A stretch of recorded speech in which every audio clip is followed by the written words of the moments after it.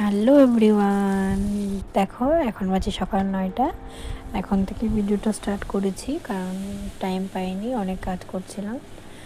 তো এখন আজকে রান্না করছি চিংড়ি মাছ, পেঁয়াজি করছি, চিংড়ি পেঁয়াজি করছি। তো সকালে রান্না হয়ে গেছে এখন। আর আজকে বাসমতি চাল বানানো, মানে অনেক খেতে ইচ্ছে করছে, তার জন্য এটাই বানালাম। তারপর বর বাজার নিয়ে আসলো আজকে, মানে দুপুরে রান্না করবো হলো চিতল মাছ, মানে 2 রকমের মাছ মানে এনেছে।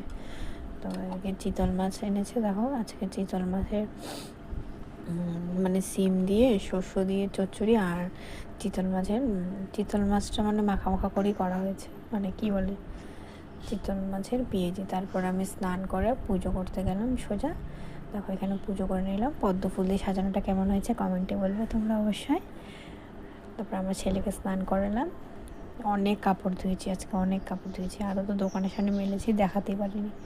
দেখো এদিকে আমি ঠাকুর পুজো করে চলে আসলাম। তারপর ছেলেকে স্নান করিয়ে ছেলেকে নিয়ে ঘুরুঘুরি করছি। দেখো মা কী জানি বলছে, ভুলে গেছি ভিডিও, মানে এখন ভয়েস ওভার দিচ্ছি তো একটু পরে, তো ভুলে গেছি কী জানি মা আমাকে বলছিল, বকাবকি করছিল।